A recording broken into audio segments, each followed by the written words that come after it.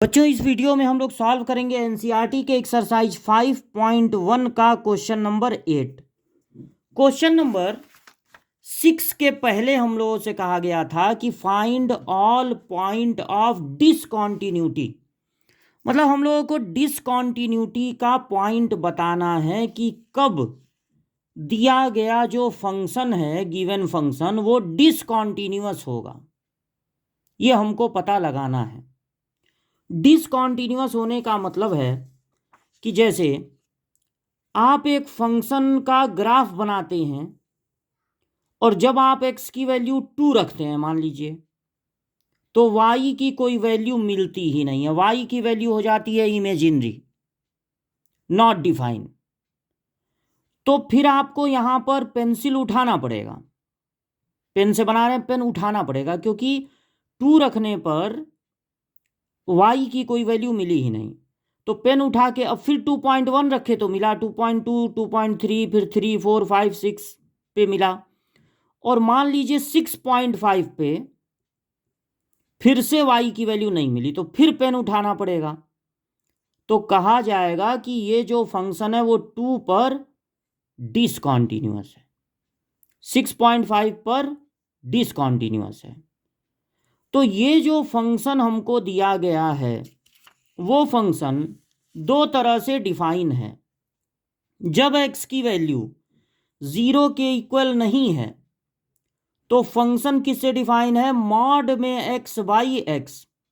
और जब x की वैल्यू 0 है तब फंक्शन डिफाइन है 0 से। देखिए, हमारा ये जो फंक्शन है या तो 0 है और या तो एक मॉड फंक्शन है। फिर आप इसको कह सकते हैं कि ये रेशनल एक्सप्रेशन है, क्योंकि उसमें न्यूमरेटर है, डिनोमिनेटर है। मॉड फंक्शन कभी भी डिसकंटिन्यूअस नहीं होता।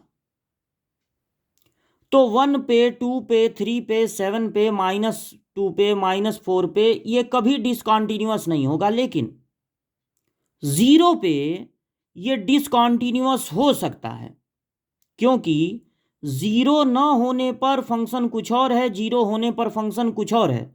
तो डिसकंटिन्यूटी का जो डर है वो सिर्फ 0 पे है, और किसी रियल नंबर पे कभी भी ये फंक्शन डिसकंटिन्यूअस नहीं होगा। केवल x इक्वल टू 0 पे डर है, तो हम लोग डिसकंटिन्यूटी का पता x इक्वल टू 0 पे लगाएंगे। देखिए, अगर इंफॉर्मेशन 0 पे दिया गया है तो 0 पे डर है कि कहीं डिसकंटिन्यूअस ना हो, इसलिए कॉन्टिन्यूटी का पता हम लोग 0 पे लगाएंगे। तो कॉन्टिन्यूटी के लिए हमको 3 चीजें फाइंड करनी होगी। पहली चीज, फंक्शन की क्या वैल्यू है x इक्वल टू 0 पे। और दूसरी चीज, left hand limit at x equal to 0। 0 पे क्यों? क्योंकि इंफॉर्मेशन 0 पे दिया गया है। और फिर right hand limit at x equal to 0। अगर इन तीनों की वैल्यू इक्वल आ जाती है तो ये फंक्शन होगा कॉन्टिन्यूअस। मतलब फंक्शन का जब ग्राफ बनेगा तो 0 पर भी पेन नहीं उठाना पड़ेगा, कहीं और तो पेन नहीं उठाना पड़ेगा, मॉड फंक्शन है, 0 पे भी नहीं उठाना पड़ेगा। लेकिन अगर ये तीनों वैल्यू सेम नहीं आई तब ये 0 पर हो जाएगा डिसकंटिन्यूअस। तो हमें फंक्शन में एक बार रखना है 0। और लेफ्ट हैंड लिमिट कैसे निकलता है? फंक्शन में 0 से थोड़ा कम रख देंगे और उस कमी को h से रिप्रेजेंट करेंगे। फिर फंक्शन में 0 से थोड़ा ज़्यादा अगर रख दें, 0 पे निकालना है, 0 से ज़्यादा अगर रख दें तो उसको हम लोग लेफ्ट हैंड लिमिट कहेंगे। लेकिन ये लिमिट है, इसलिए यहां पर लगाना होगा h टेंड्स टू 0। अब देखिए, 0 पर फंक्शन तो सीधे सीधे गिवन है कि 0 है, तो 0 लिख दीजिए। और 0 माइनस एच, अगर आपको 0 माइनस एच रखना है मतलब 0 नहीं है, 0 से कम है।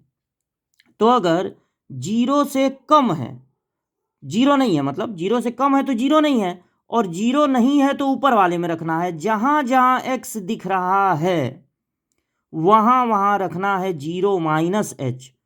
तो देखिए ऊपर वाले x की जगह 0 माइनस एच, नीचे वाले x की जगह भी 0 माइनस एच और h टेंस टू 0। चूंकि अपान में h है और h की वैल्यू 0 रखने पर अपान में 0 आ रहा है, इसलिए हम तुरंत h की वैल्यू नहीं रखेंगे बल्कि इसको सिंप्लीफाई करने की कोशिश करेंगे। तो ऊपर क्या है माइनस एच, नीचे क्या है माइनस एच, लेकिन ऊपर लगा हुआ है मॉड। मॉड के कारण माइनस एच चेंज हो जाएगा प्लस एच में, लेकिन नीचे तो मॉड लगा नहीं है, यानी नीचे तो माइनस एच ही रहेगा। अभी भी हम वैल्यू नहीं रखेंगे क्योंकि अपान में 0 आ रहा है। तो अभी हम और थोड़ा वेट करेंगे और इसको सिंप्लीफाई करेंगे। तो जब h को माइनस एच से डिवाइड करेंगे तो आएगा -1।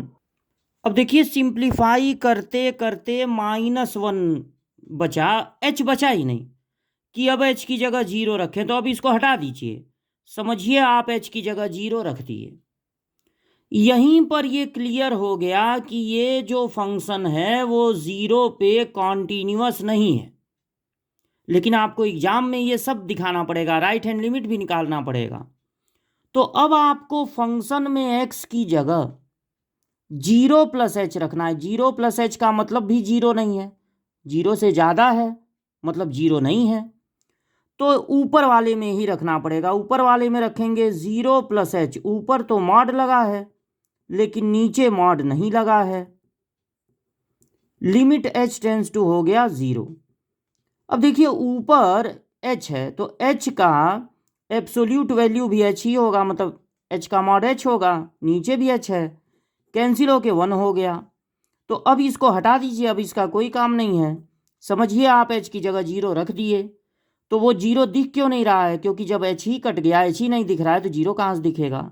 तो ये 1 आया, कोई भी एक दूसरे से मैच नहीं हो रहा है, यानी कि this function it is discontinuous at x equal to 0। किस पे पता लगा रहे थे, 0 पे। तो आपको आंसर में क्या लिखना है, आपको आंसर में लिखना है पॉइंट ऑफ डिसकॉन्टिन्यूटी। और पॉइंट ऑफ डिसकॉन्टिन्यूटी होगा x इक्वल टू 0। ये फंक्शन, अब आप कहेंगे 1 पे क्यों नहीं पता लगाए, 2 पे क्यों नहीं पता लगाए। भाई 1 पे, 2 पे, -2 पे न तो ये अपान में 0 आ रहा है और न ही जो है ये मॉड फंक्शन है।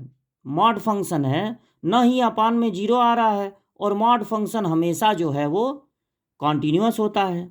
तो इसलिए और किसी पे ये डिसकॉन्टिन्यूअस हो ही नहीं सकता। 1 पे, 2 पे, -1 पे, -3 पे आपको पेन नहीं उठाना पड़ेगा, 100% पेन नहीं उठाना पड़ेगा। डर केवल 0 पे था और वो डर सही भी साबित हुआ। यानी जब इस फंक्शन का ग्राफ बनेगा, बनाना नहीं है हम लोगों को, बस हमको इस तरह से पता, ग्राफ बना के नहीं पता लगाना है कब डिसकॉन्टिन्यूअस होगा, बल्कि लेफ्ट हैंड लिमिट और राइट हैंड लिमिट की मदद से हमने पता लगा लिया कि 0 पे पेन उठाना पड़ेगा। यानी पॉइंट ऑफ डिसकॉन्टिन्यूटी है x इक्वल टू 0।